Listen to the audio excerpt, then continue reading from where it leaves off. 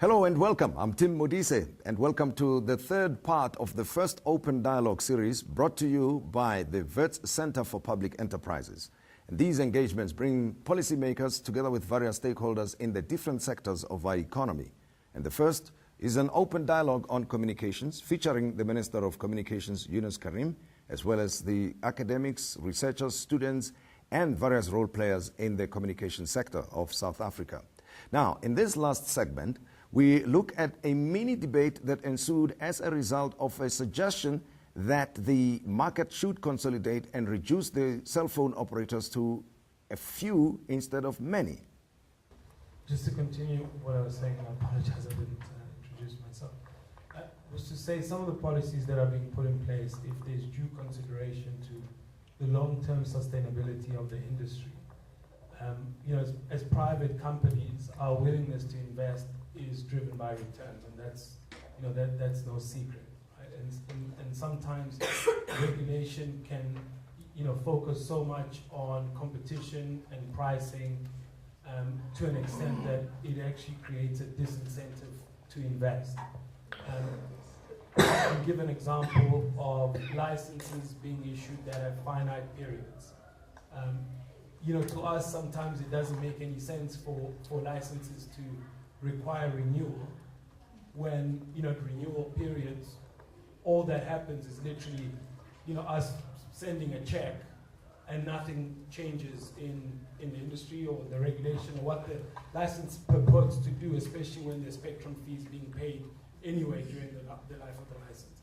And certainly when you are 2 or 3 years away from your license expiring and you need to invest in a new technology that's coming out, it becomes very difficult to justify some of the investment when there's uncertainties around licenses expiring and when you have to deliver returns to shareholders. That said, also some of the regulation that we have was regulating certain technologies that are evolving. So, for example, telecoms technology was very much around circuit switch technologies, and now we're moving to all IP networks, and regulation is not moving with that. And what that technology, how that technology impacts, retail and wholesale activities around telecom. So, just a bit of refresh to some of the regulations would also be key. But I think the main point is just about long-term sustainability, not just a focus on competition and pricing. I mean, in South Africa, we've got 4 operators now, but in our view, it's very short-term in nature to think about that, because certainly in 2 or 3 years' time, it almost goes without saying that some of those operators won't be in existence, because it's not sustainable to have that many operators in South Africa. You'll drive prices as much as you can, and at some point it stops.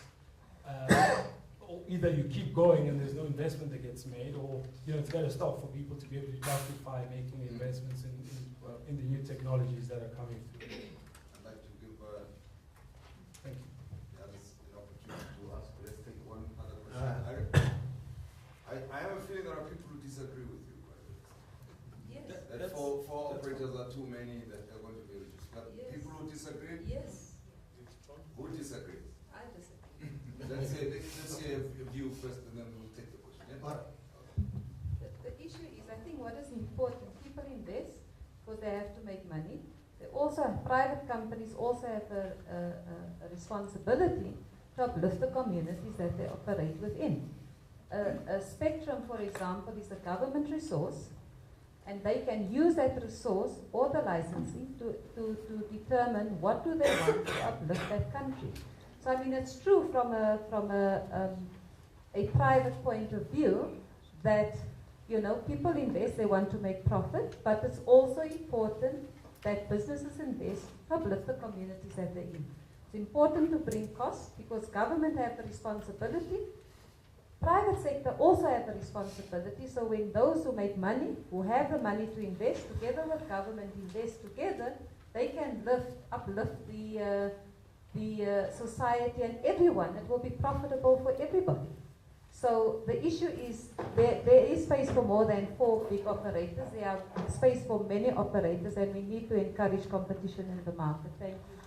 the point that's been made is valid, but you know, right now spectrum allocation is an issue, and I see that it's addressed here. So you know, as long as we understand that the efficient allocation of spectrum has a great role to play, but also one thing that you know no one is mentioning is that spectrum in any country, certainly in South Africa as well, is not free. So you actually pay. I mean, around the world they have these spectrum auctions now where you pay significant amounts of money before you've even started to put infrastructure on the ground. So as much as you know there is a role for Rand, not dollars. Sorry. Rand. Who paid 100 million rand? All the operators, Minister, just for your information, they paid 100 million rand over 5 years for the licenses that they have today. So when we make examples of how much other people pay, because it was a policy. Can you say speak into the mic, sorry? It was a policy from the South African government, and this is one of the issues we say when it comes to policy. There's a technology issue, which is defined, the technology is clear, what technology do we use as spectrum? There's a political issue, is who do we introduce more competition, and then there's an economic issue. Does South Africa, the policy wants more people to have access to broadband or lower telecommunications, etc. How do we deliver that? And other countries, they want to use it to make money. In South Africa, historically, the policy was always to do it on the basis because we want to deliver to the people of the country. And that's why the spectrum wasn't $1 billion. It was 100 million payable over 5 years for the current big operation. Just for information. That's fine, but currently today, there is a need for spectrum to be able to deliver some of these broadband services that we're talking about, which we don't have access to. To new people. Right? To new people. Not the current operators. No, but the new people that are there form part of society, right? So if you want to deliver services to underserviced areas and to the greater population, we need the spectrum. I mean, the spectrum we have now is for voice. It's not even for broadband. But I think Tim. All right, let's hear final comments. It's Tato Mahapa from Cloud Communications. It's an interesting debate, and I think the academics they'll also differ in terms of what is the appropriate approach to it. Is there an ideal number that we can say the market could only sustain this? This is not a new debate, by the way. There was once one licensee, and there was a new one, and then there was Celsi that was coming in, and the argument was this market is already saturated, you're not going to have any growth. And then 48 million subscribers more later, now the argument comes again. Primarily, everyone wants to protect their market share. You don't want any new operator that's going to erode your market share. That's a reality. The other part is there's a question about how you achieve universal service and universal access, and how it features as part of this broadband plan and strategy and what spectrum has for it.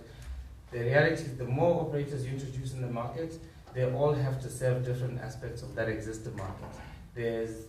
When you look at universal service and access right now, there aren't any operators that say, I am going to focus on the bottom of the pyramid market. I'm going to come up with an innovative way to make sure that I can roll out services in an area where people are living on less than $1 a day. How do you make it available? In the same way that there is another argument that says we need to look at broadband in the same way that we look at water. It's not a luxury. It's a basic human requirement. There's been different diagrams that have redefined Maslow's hierarchy of needs, and broadband has been put right at the bottom of the basic. Without it, you can't get access to anyone. You can't find out that there is this dialogue happening here. You can't get access to any sort of information. Some put it more important than water. So to say that you can't sustain a market of more than 4 operators, I think it's a more public forum, and I'll use more respectful language. But it's honestly a fallacy to say that 4 operators, even 10. There's been markets where you've had 15 operators that come in. Each one has a niche area that they focus on. Eventually, there's market consolidation, there's maturity in the market, and it shapes itself out. It's not a question of or a function of government coming in and saying, we're going to have 3 operators. You're going to be an expert at telecoms, you'll be an expert at broadcasting, you're an expert at postal. And it leaves at that. That is just not a reality, and it's never going to work. And that's where you need you need the policy to come out clearly and say, we have 3 entities or 4 entities. We need to water the growth. We need to ensure that we have new people coming to the market. Change the monopoly mindset that MTN has and says only 4 is enough. We need to change that kind of mindset. Have people come in and say, fine, you've been serving the frosting on top of the coffee. Now we're going to go to the bottom. You see, there's those who argue, Tim, and they've been to me, right, to say, look, we need more competition. And I'm meeting some of them this week, and I think some people are even here. I'm meeting this week and next week. And they've been demanding that if you look at Mangaung Tabo and if you look at the previous conference, Polokwane and so on, it was about opening the market to new entrants, about small businesses emerging, even in this sector, and competition, and so on. So they say we must be favored. But then you also get big players coming to say that, you know what, if you look at what's happening globally, it is very hard to actually go beyond 2 major, what do you call it, a duopoly or something, 2 major mobile operators. And if you really want the cost to be reduced, you should have fewer. Then the other argument is the more you want cost reduced and fulfill all the other developmental goals of government, you should have more. And at DOC, we're listening to both sides, as it were. And we'll be interested in what ICASA thinks too. So if any of you have got points to make, we are very keen to hear from you. But the one thing that does strike you listening to Thabo Mokoena is that the companies that operate, the very same companies that function here, they operate in different parts of the world, not least on the continent, right?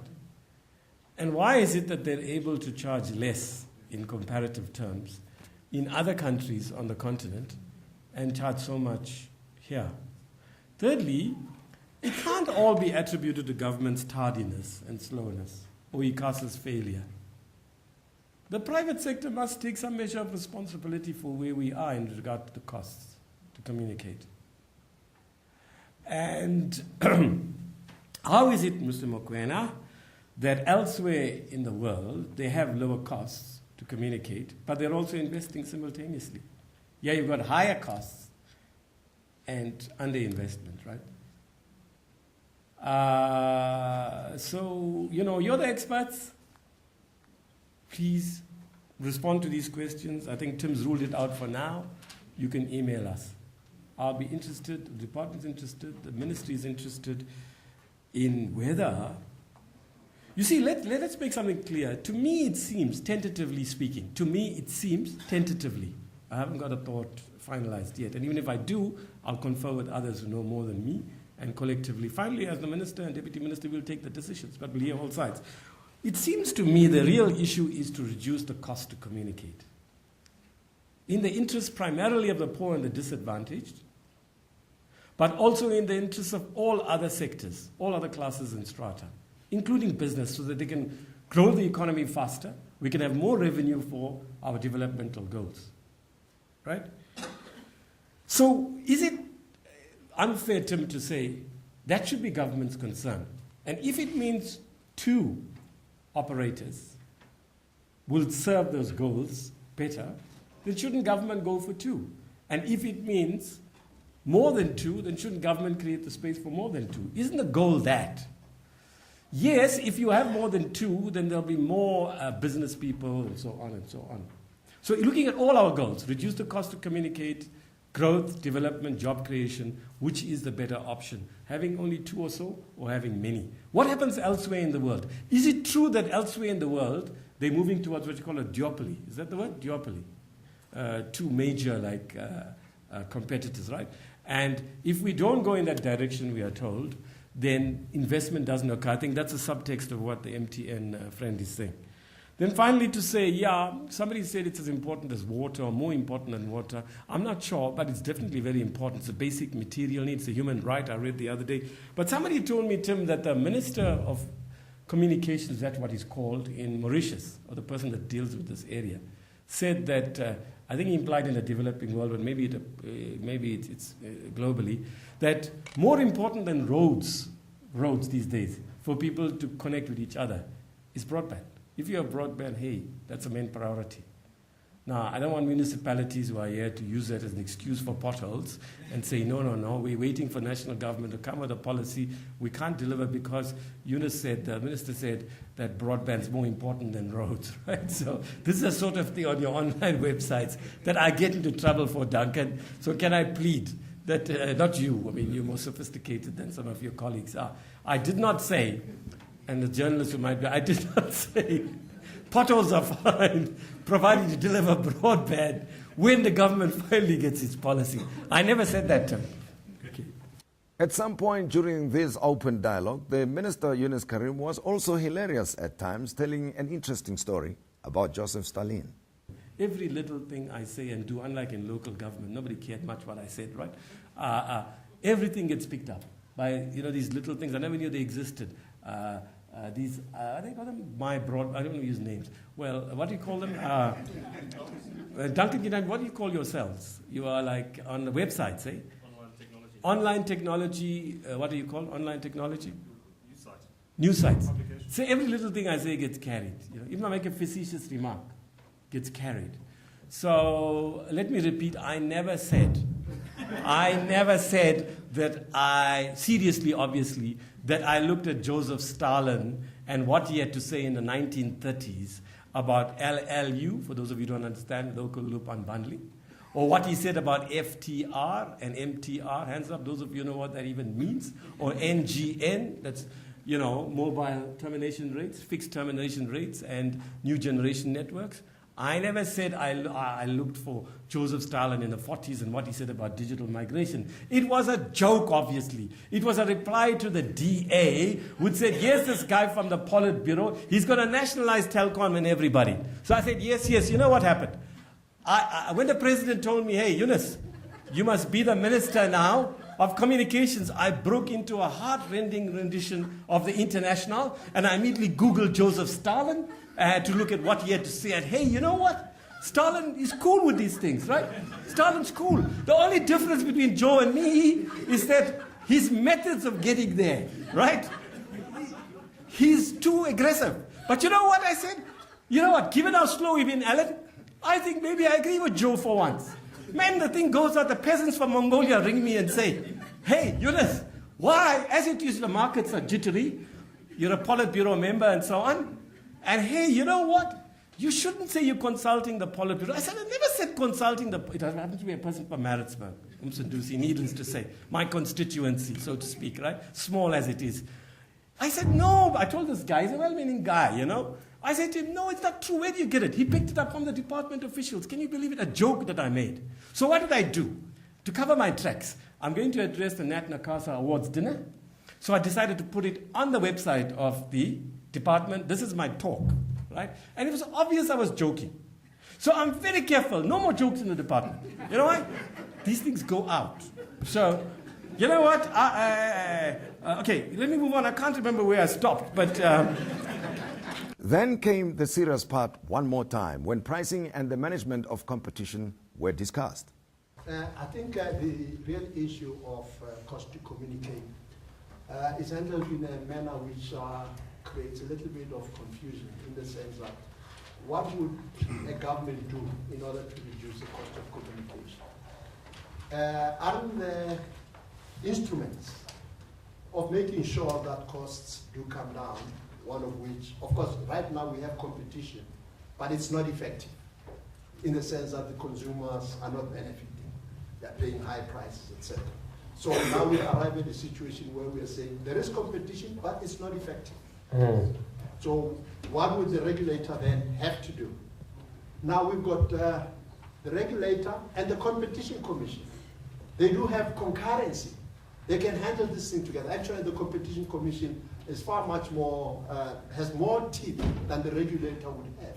Because if you engage in anti-competitive practices, you are liable to be paying about 10% of your turnover. And that's an area where the regulator and the competition commission could come and try to see how best the practices, how are the market players operating, etc. We do have the MTR, which has not resulted in what we had hoped for, that the consumers will benefit about, because it's a wholesale kind of a pricing. It does not translate to the consumer. And we are hoping to repeat the same thing all over again, while we knew what the outcome was. Wouldn't it be possible then to look at the retail level and try to find out precisely, since this is not translating to what we had hoped for, should we look at retail and find out if there is real competition in that area, or there are anti-competitive practices? I think that would be very, very much important to look at. And with regard to broadband, I would say that South Africa, being a vast country, not like Japan or South Korea, etc., would really have to consider using mobile broadband to make the reach out to far-flung areas. Because you can't have whether fiber or copper going through mountainous areas to a hamlet there. But wireless can actually reach. Now with the new technology of LTE, etc., you get as much service in terms of capacity or bandwidth as ADSL. And that in itself will ensure that even the rural areas, which should actually be the priority of government, can have access. And with broadband, we are really talking about multiple services over a common network. Education, health, commerce, etc., being provided through one single pipe. And there is economies of scale and economies of scope. And there are a lot of people subscribing to that, and that in itself could bring out the cost because of the economies of scale. And scope, of course, people get everything through one gadget, and that will also be helpful. Now the question of spectrum, we know that it's scarce, there's no doubt about it. And then the spectrum that is sought after, the one that is in high demand, will never meet the competitive needs of all the players who want to come into it. It would be helpful to look at a wholesaler who would then have it like a high-speed railroad, and then people then can, ferry their goods and trucks. In other words, services then be allowed to compete on that broadband mobile network, because if you're going to dole it to pieces, etc., and all that, it may just not meet the needs. And there are legal challenges in respect. Whoever wins, there's likely to be a question of how did you get the spectrum. Is it going to be a question of beauty contest or auction? I think that's now the question that will arise. But I would sincerely believe that whoever gets the spectrum in bulk should probably be a wholesaler, and the others should be service providers, where there could be innovation and all other services that can be provided to the larger market. I think that in itself will help diminish the contestation that we are finding from a lot of people being involved in this. The last but one thing is broadband in Franco. I realize the synergy between what Centec, when it had its own spectrum, and broadband in Franco with fiber, could synergistically work together. Because then you would have the long haul, the backbone, and then you would have the access, which is wireless. And these being state-owned entities, wouldn't there be a situation where they could sit down together and say, now we're moving in this area, and then work together and provide the kind of services that would meet the needs of the majority of the population, especially the poor. Let's talk about DTT and satellite. I see a lot of duplications going around with regard to broadcasting. I'm not sure which way we are going. But if you look at the cost effectiveness of providing services, wouldn't you think that satellite, which is more universal, all you need to is to have a dish and pointing it at the satellite. Then you have DTT, where you have transmitters, and you've got maybe civil works, digging roads, power failure, etc. I see that there is a duplication, but when you actually, our DTT first has got to be linked up to the satellite before it goes to the transmitter. Then it goes to the consumer. But the satellite itself can go directly to the consumer, to the household. All you need is a dish. You don't need any transmitter. You don't need any high site, etc., and all that. And you can cover all other hidden areas in the whole country. And that is happening. you know, but I see the duplication happening in that particular regard. The question of, I think in the broadband policy, it's very important to look at the technology, the market, the regulator, and the consumer. I think there's an ecosystem in that regard. I think there is synergy. One serves the other, and they enhance each other at the end of the day. With regard to digital services, which of course, as far as I'm concerned, I would say to the extent that we are using wireless, we should probably consider providing more broadband services, especially when we get to this digital migration, when we have the spectrum that will be loosened out. We still have got a technology that will also provide digital radio, which is digital audio broadcasting, or other technologies that could be looked at there. Because the FM spectrum, which is the most lucrative in the analog system, is not going to be available for a lot of services in terms of what you call radio. That in itself, I think it's about what, from 88 to 108 megahertz, which is about not enough for if we would have, say, services relating to community broadcasting. We do have a lot of communities that would have broadcast, and ICASA, we say there's not enough spectrum. Naturally so. Consider the cities that we have, the locations that we have in South Africa. If every one of them should have a local, what you call a broadcast station, would that be enough? But if we go to DAB and satellite as well, we could provide services across the board. Okay. So that's really what I really wanted to add on in the discussion. I hope you enjoyed watching the series of the first open dialogue on communications. I'm Tim Modise. I'm inviting you to join us again as we meet with policymakers, researchers, academics, students, and stakeholders in the various sectors as they discuss and deliberate on policy choices that South Africa has got to make if we are to take our country forward. And I hope you join us next time.